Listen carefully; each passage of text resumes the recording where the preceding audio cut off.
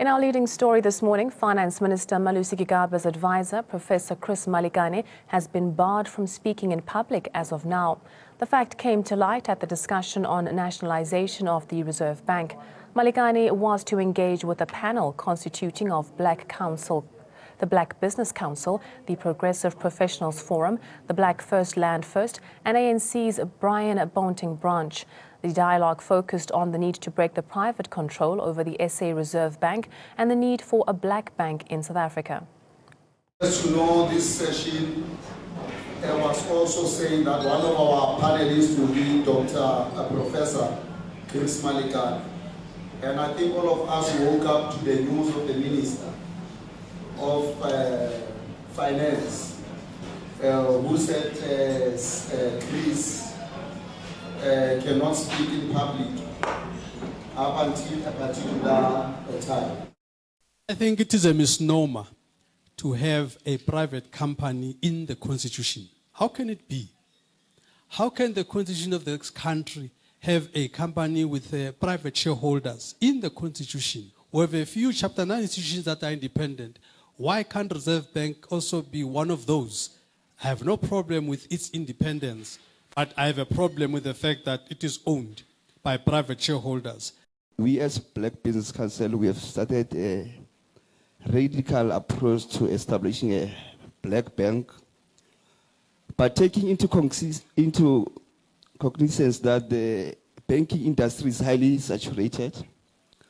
Therefore, we'll have to pick back on the public sector and the SOEs and also deposits from our businesses. Nationalisation of the Reserve Bank, I think that one is pretty straightforward. It should be done, right?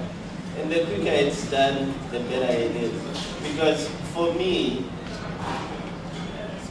no one has ever been able to make the point of why the Reserve Bank should have private shareholders.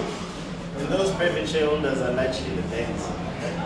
But the Reserve Bank in turn is meant to regulate the banks. The gathering also touched upon other stumbling blocks in the road to transformation. PPF leader Mzwanele Manyi pointed out that the president's hands were being forced by the courts and the opposition.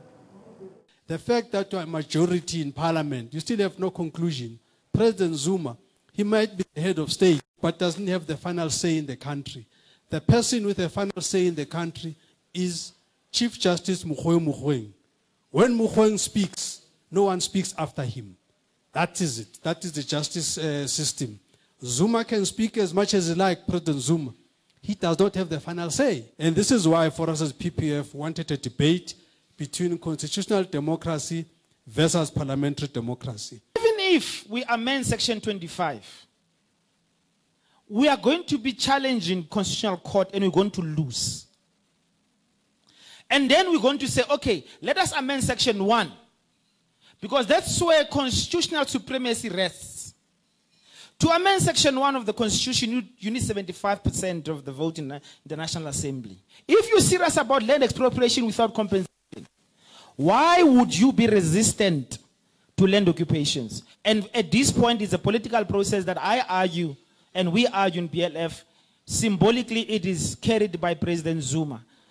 We say let's support him in these 2 years and force him to do the right things. Conspicuous by his absence from the dialogue was Finance Minister Malusi Gigaba's recently appointed advisor, Professor Chris Malikane.